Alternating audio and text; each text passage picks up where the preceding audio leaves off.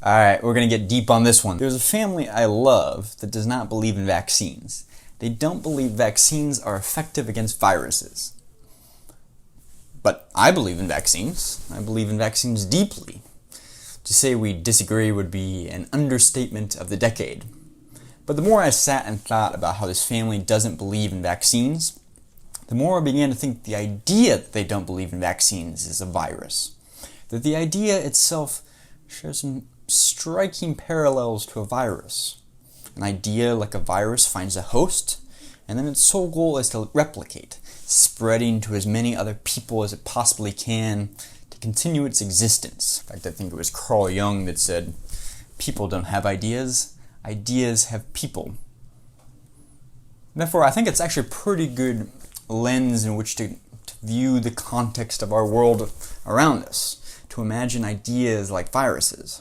Now, none of us are entirely immune from ideas. We all have certain ideologies that have woven themselves into our individual identities, that have become so integral to ourselves that to rip them out would mean ripping a piece of ourselves out. But just like a healthy immune system is vital to protect our body against what would be otherwise detrimental illnesses, I find it, as I grow older, increasingly important to have a strong mental immune system that can protect the mind against ideas that would otherwise be seductive or toxic to yourself and the people around you, like the idea that vaccines aren't effective. A lascivious and somewhat benign idea at first can have deep and drastic consequences long after it's implanted itself in your mind. But once we start to imagine ideas like viruses, we can start to think about how we can proactively defend ourselves against becoming infected. And not that different than the body.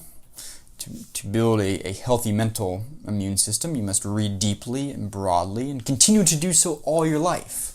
The mind is like the rest of the body. It will atrophy if you do not pay attention to it. And sadly, many people do not pay attention to the slow atrophying of their mind, the slow weakening immune system of their mental status. And over time, as the mind erodes, so too do the walls that protect them from the ideas that get a hold of them, that make them automatons, just hosts for ideologies.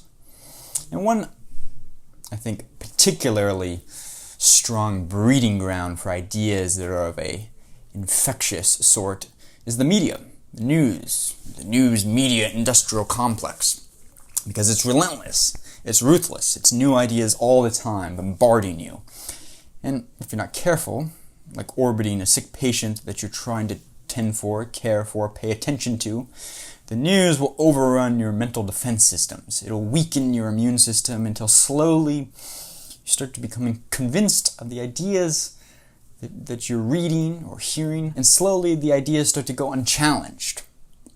I guess this leads me into a roundabout way even to this most recent Project Veritas video, where in part 8000, they talk about some very bold claims that one of these CNN employees was behaving improperly. And I took a look at the comments. The comments going after this individual were mainly men that I suspect would have otherwise been very careful to defend this individual without due process and the need to be innocent until proven guilty.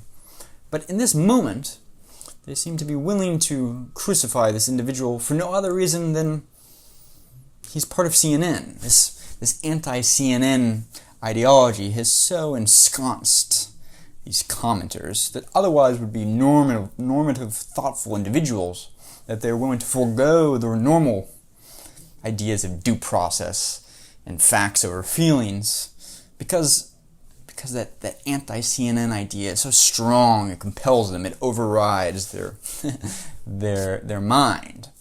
And I think this is a great example that, once again, none of us are immune. Now, just like the family that I love that doesn't believe vaccines are effective, does it make them dumb? No, they're intelligent, they're sophisticated, but nonetheless, they believe this, just as we all believe different things. But I think it's important to be aware that ideas act like viruses, and that if we're not careful and keep a vigilant mental immune system, we will quickly become prey or at least a host, to ideologies that have more control over us than we have control over it. Just something to think about. If you found this interesting or insightful, thought-provoking, you share this video like a virus. See, you just share the video, and it continues to replicate outward. Ideas are like viruses. Thanks for watching, guys. I'll see you tomorrow. Bye.